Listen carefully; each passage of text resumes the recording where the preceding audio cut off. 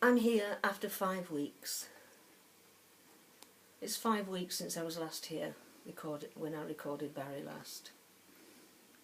And this is the only normal thing I've been able to do in that time. 5 weeks ago tomorrow, we hadn't heard that my furniture, that the renovation, the last part of the renovation, the installation of central heating and the painting of the flat under compulsory enforcement, under an enforcement order, was to take place. We were blissfully unaware still of what lay ahead. I was given 4 days' notice, and the builders would arrive in force of 7 days from that Monday, the following Monday. It was the worst 13 days for both of us. Both of us recovering from 2 operations. Me recovering from a Hartmann's procedure, and the reversal operation 9 months later. Barry, Teb, my ex-partner, who was recovering from knee surgery, which went wrong, only to be operated upon again at the Royal Orthopaedic Hospital, only to sustain maybe permanent nerve damage. At the last minute, I was let down. A promise of help on the Saturday before the builders arrived was suddenly not forthcoming. And there was no one else to turn to. I was in complete despair that weekend, the weekend before the builders arrived, not knowing which way to turn, knowing that although my energy had returned in some ways, I was still unable to lift. I can stand on my feet for 40 hours at the front of the block, if I have to, in protest against what is happening at Manor Apartments, but I still cannot lift. There is strength in my hands and in my soul. Barry with nerve damage and confined to his home in Sutton with Daisy had to come by taxi for 13 days at a huge cost financially out of his savings, and I couldn't contribute anything. And he came for 13 days, and we sat in first the sitting room with my cats while the central heating was installed. And then the week after, the flat was decorated. That took 10 days. All through this time, we didn't know that one of the cats, the oldest cat, was ill. On the surface, she seemed to be well enough and was lively enough.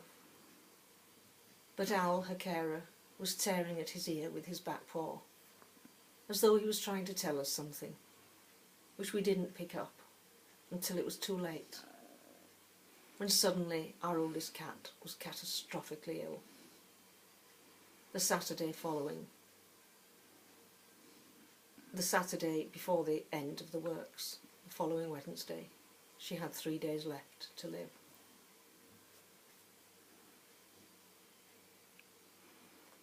It's very difficult to say what life has been like since it finished and after Barry's heroic efforts came to an end. I can only sum up the last week after Alma's death, from one Friday to this one, from last Friday to this one. Last Friday morning, getting ready for a breast screening appointment at the Royal Free. I had only just got into the bath, having decided the day before to return to my protest, after a morning of intolerable noise, with the hallette Paulette hardly describes this vehicle, this platform that reaches the top story of this 6-story block, with its motto, "The way up. The only way is the way up." The Hawlette, the giant Tonka toy which terrified my cats, was finally hauled off yesterday afternoon. Not after it had left its impact on my cats. The noise was catastrophic for them as it was driven round into the stairwell of the fire escape every morning before the work began.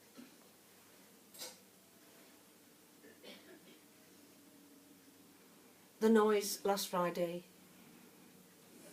as soon as I got into the bath in the quiet period, drilling started above me in the bathroom area, 2 floors up. I somehow got a message to Barry because I had an appointment to keep which had been broken before because of a drawdown in the water supply. And this was not negotiable. I had to be there. It could not be cancelled again, or I would be off the list at the Royal Free. I was given 20 minutes to finish my bath, and then a further half hour was added on in the quiet period between 10 and 12 for me to finish what I had to do, while the drills were kept at bay. But this was the quiet period, and no one seemed to realise, except me and Barry, that the drills were being held off during the quiet period. I wasn't in a state to go and knock on the office door, not being dressed, to say, "This is the quiet period, you're drilling." Intolerable drilling above me from flat 12. But I got to my appointment and somehow got through the weekend in a flat left in complete disarray. At the end of the decorating, the furniture was piled up to the ceiling in 2 rooms and halfway up in a 3rd room, the dining room. Even with emailed pictures to Granger, I was only given an hour and a half for the heavy furniture to be moved into place. Every single part of my life is left in disarray, still. It will take weeks to put it right, and there's only me that can do this. No one is going to help me to lay the carpets again that were taken up, or to put every last thing back in its place. All this was on my mind at the weekend as I prepared for another week of protest on the Abbey Road. It's been a hard week. Today I had another appointment, the urgent dental surgery in Kentish Town for a tooth extraction. And while I was getting ready, I couldn't be out on the Abbey Road. I felt completely overwhelmed. PhD were outside, just outside the kitchen area. They have been in the cellar for weeks. So long now, I can't remember how long they have been there. Almost as long as the builders. Replacing the water tanks. With the drawdown of water every single Tuesday, almost. The water discoloured, was so discoloured last week that I had diarrhoea and an upset stomach. The whole of the time I was trying to grieve for Alma. A pattern is emerging of phone calls that we make to the council in Westminster about our worries about these works around us. And people on the phone commit themselves to coming out, people from environmental health. I think it was environmental health, which was the water, which Barry phoned through, the water complaint last week. and they were very earnest and very determined to investigate. But it seems to me that they are always headed off at the site. Nothing seems ever to get off the ground. There was another drawdown this Tuesday. The water was mud-coloured and charcoal-coloured, but nothing could be done. Environmental Health had been out to the site and assured us that PhD would be gone in a matter of weeks, and that they were replacing old silted up water tanks, and that the pressure had to be increased by 4 degrees every week, which necessitated the water supply being interrupted. Similarly, we have complained about the cutting of marble and granite, and I have no doubts at all we will get nowhere, and yet I can see the marble and the granite arriving every day to Manor Apartments. There's a lady who is 4.5 months pregnant in this block. There's a baby, aged 3.5, 4 months. And nothing seemed able to be done. It's as though Westminster Council are allowing these builders to proceed exactly as they want. And none of us can complain. No one else is ready to complain except me. And I have somehow been labelled as someone not to listen to. And Barry as someone who doesn't live at Manor Apartments, and so therefore has no say in the matter anyway. There is no complaint we can make where we are being heard or where we will be listened to. And yet the building works go on.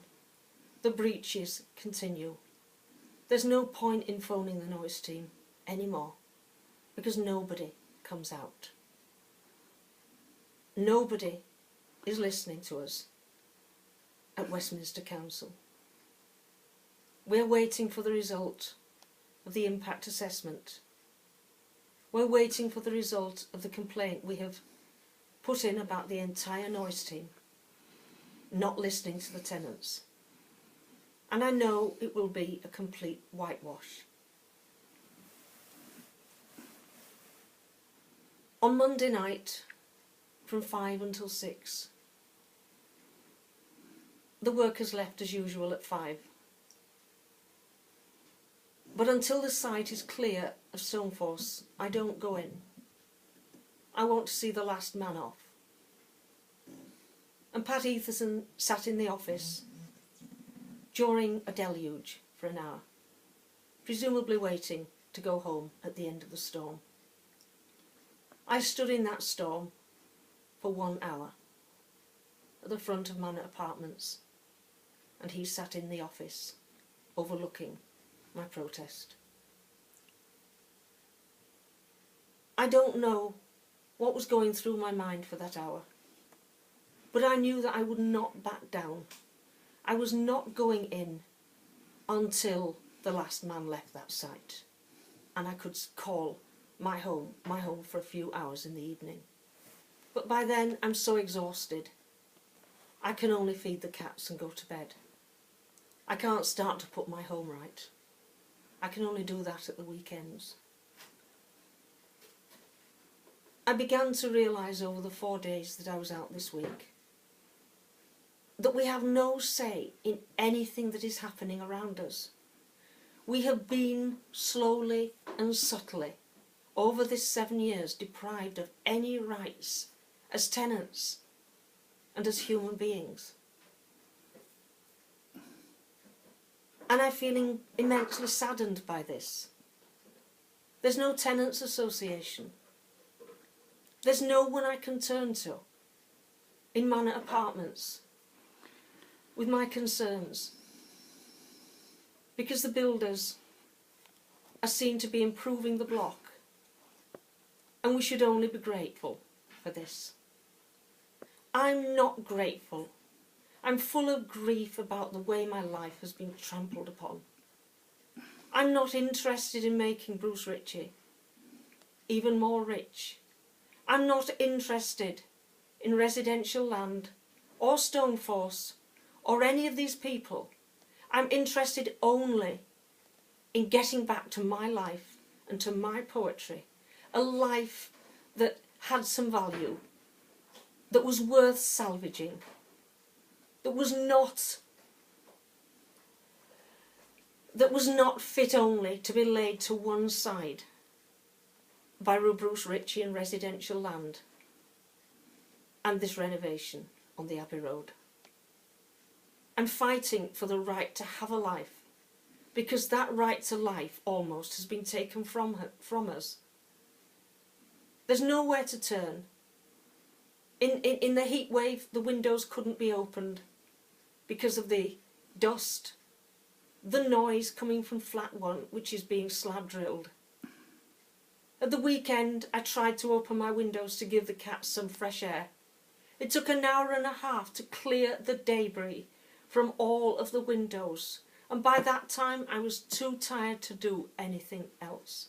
We should not have to be living like this. There should be space and time to grieve for our dead, to grieve for our animals that didn't make it, and to grieve for the life we've lost. They'll go in November, and somehow we've got to pick up where we left off in April, or where we left off in September 2010, or where we left off in June 2007. And it's been a tyranny for the whole of that time, which followed 4 years of a complete madman in possession of the leasehold of this block. And there's nothing, absolutely nothing I can do except stand at the front of the block and try to draw some attention to what is happening, because no one is listening. Westminster Council, who should have a duty of care to its tenants, is doing nothing. If this were Leeds, some of these people would be facing prison now for the harassment of the tenants of Old Manor Court, now Manor Apartments. I'm treated as though I'm their prisoner for standing at the front of the block. I've been repeatedly summoned to a meeting between Granger and residential land, as though I'm some kind of errant fool, at worst a criminal, at best a mental health patient. Not a poet who's been writing for 30 years, and a protester who has campaigned for a decade against cuts to the NHS, and before that campaigned in Oxford colleges and Leeds University.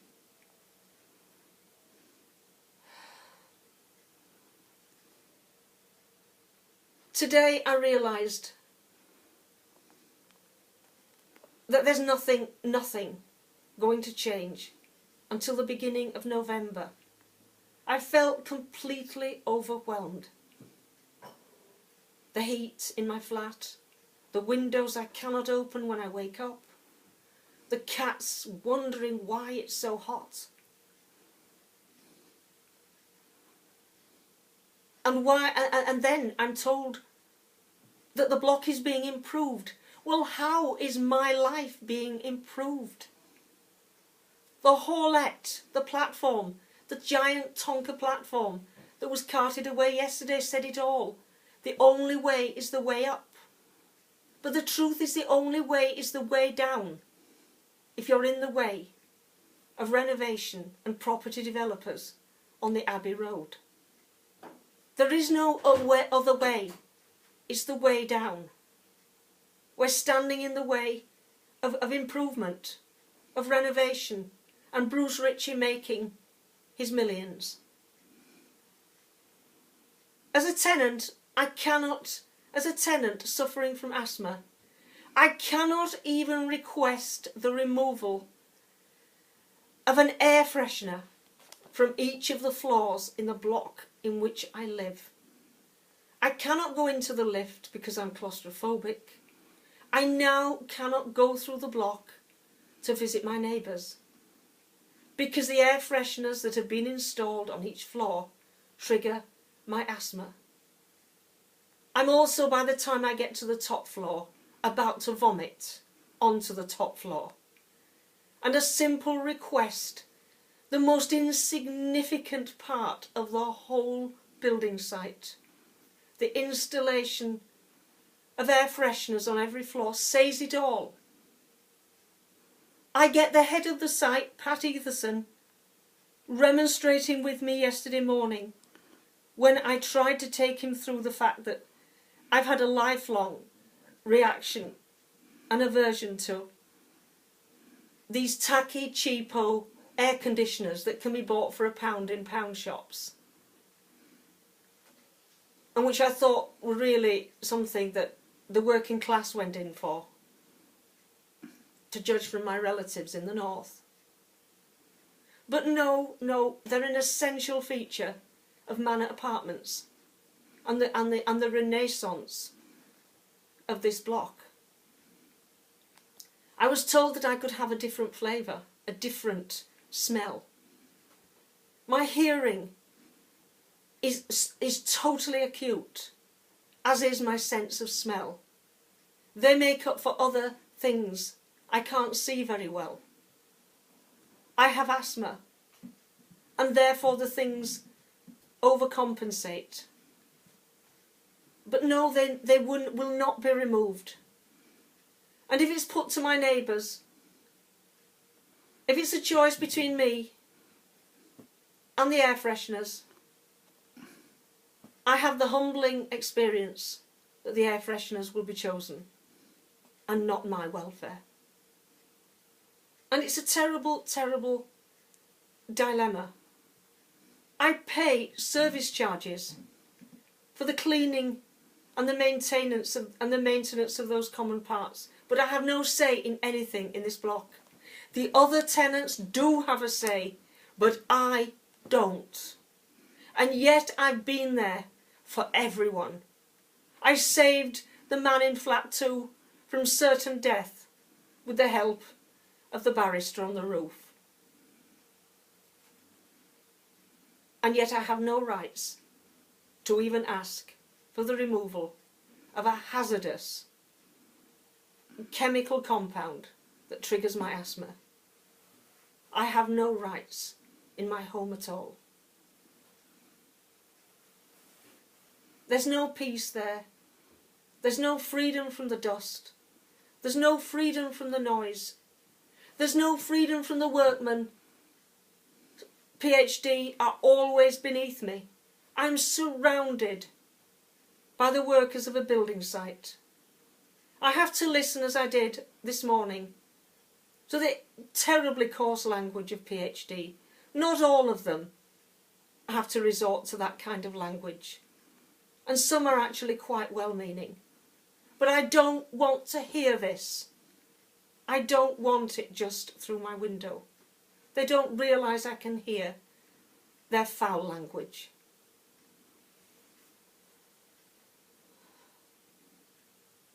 My home has been taken from me. Lovely people come by the protest who live in Clifton Road. A lovely local historian was talking to me and got me through half an hour when I was becoming very, very tired. He had a wonderful knowledge of the local history. Brian Blanchard, who brought out a CD for Barry. There are some lovely people and wonderful, stately old ladies who pass in their wheelchairs, escorted by their carers, say good morning to me. I'm not regarded as someone of no significance to them.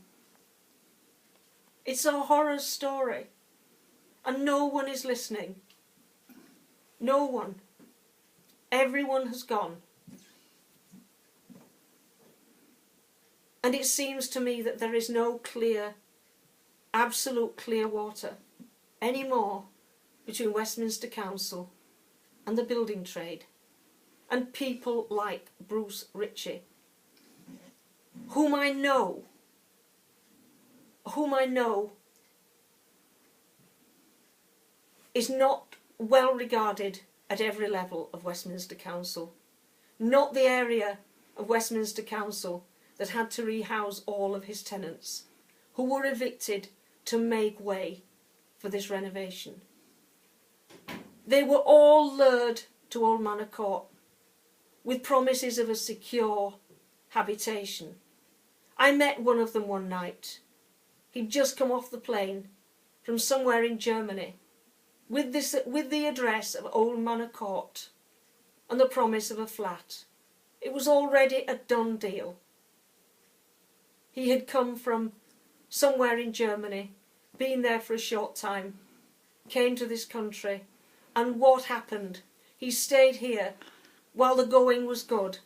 He didn't make the fast bucks. Bruce Ritchie made this money, capitalising out of the desperate situation of these people who then were evicted when the housing market, when the rent caps came in. They were all evicted. And the tenant in flat 2 was one of those. Where did they all go? That section of Westminster Council know all this. So Bruce Ritchie cannot have the influence that he has there. The influence that he has over every other level of Westminster Council. I read at the weekend about his charitable donations. He's even brought out a CD for the fallen in the war. I don't know which war, the Iraqi war. His own name is on the front of that CD. I don't know what to make of all this. He was awarded Landlord of the Year 2012. And yet there is no suffering, greater suffering I could have endured than to be a tenant, a statutory tenant of Granger, who have 4 flats in Manor Apartments, the lesser landlord. Bruce Ritchie has 20. 16, I think, now, because 3 are now owned and one of his flats was sold. So now I think I can't work it out. I think there are now about 8 of us. 4 owner occupiers and 4 tenants. So the 12 flats that he's renovating will be sold. Landlord of the Year 2012 at a black tie do at the Hilton. Yet the misery, the sheer and utter untold misery of the money, the £1 billion from the Royal Bank of Scotland, which he is supposed to have been given in 2007 before the crash. The swathe he must have cut through the established London blocks. There must be other people out there who have suffered in this way, but didn't have the courage, or didn't have the means, or the wherewithal, or the simple mental stamina to stand outside and tell the world what was really happening in Manor Apartments. And no amount of air fresheners, no amount of renovation can clean up what has really happened in this block. It was ploughed under for 7 years. Before the families on benefits arrived, the flats were full to overflowing with 5 students in the large flats. All of them wanting to party. All of them lured here so that Bruce Ritchie could have the maximum amount of money he could get out of this block. This block has been like one of the worst, most turbulent council estates for 7 years, and yet it's been here in the heart of Abbey Road in St John's Wood. I would have had a calmer life on a sink estate, on either of the estates at each end of the Abbey Road. I'm a poet. All I asked for was the peace to live my life. This is what was taken away from me. The very peace that money cannot buy. The noise, the dust, the hazards from the granite cutting, the marble cutting. God knows what residue that has left behind in my lungs. I know that in 2010, for 6 weeks it went on. Granite was cut in the garage area at the back of my flat. We let Westminster Council know, but nobody listened. No one even bothered to come out. Building control said everything was in order. Building control this time haven't even bothered to visit the block. And nothing can be done. That's why I'm there at the front of Old Manor Court, where the motto on the platform is the only way is the way up.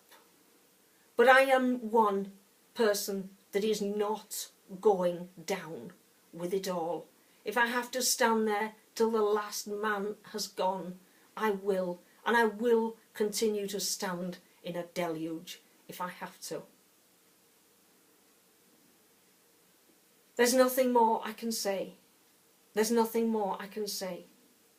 We haven't even the right to ask to be able to walk through the block without choking on the dust. We haven't even the right to open our windows during the week in a heat wave. We have no rights at all.